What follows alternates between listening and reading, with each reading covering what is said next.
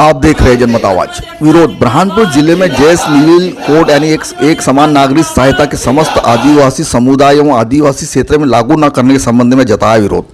कहा यदि लागू हो गया तो हम क्या करेंगे, इसलिए यह कानून आदिवासियों पर लागू न हो। बुरहानपुर जिले के जय संगठन समान नागरिक सहायता लागू न करने के समर्थन में उतरा।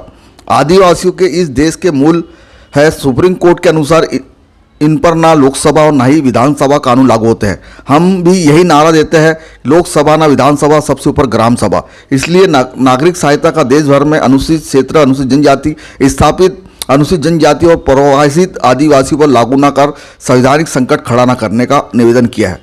और बताया कि लोकुर कमेटी के माध्यम से अनुसूचित जनजाति के 5 विशेषताओं में से एक विशेषता अनूठी बोली, भाषा, संस्कृति, आदिजाति गुण भी एक समान नागरिक सहायता यूनिफॉर्म सिविल कोड हम देश भर में अनुसूचित जनजाति पर लागू न होना चाहिए। हम हिंदुवादी में नहीं आते और ना ही हिंदुवादी नियमों का लागू करना चाहिए। आइए देखते हैं। आपने जैसे कहा कि अभी लागू नहीं हुआ और अभी चर्चा चल रही है। ये तो वही कहावत हो गई कि सांप निकल जाना और बाद में लाठी मारना, है ना। जब कानून लागू हो जाएगा तो उसके बाद हम लोग भी कुछ नहीं कर पाएंगे। तो पहली बात तो ये कि यूसीसी कानून जो है इसमें उसके नाम में उल्लेख है कि ये समान नागरिक संहिता है। मतलब भारत के जो सभी जो नागरिक है जो भारत देश में निवासरत है उनको एक समान किया जाएगा। उनके ऊपर एक समान विधि का बल जो है लागू किया जाएगा। जबकि भारत के जो 8% आदिवासी है इनको कहीं ना कहीं सुप्रीम कोर्ट भी बोलता है, आप भी सर्च कर सकते हैं, उसमें सुप्रीम कोर्ट ने भी जजमेंट दिया है कि जो भारत के 8% आदिवासी है वो इस देश के मूल मालिक है।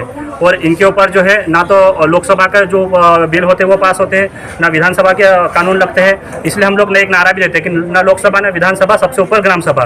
क्योंकि हमारे पास में जो है 13-3 का पावर है।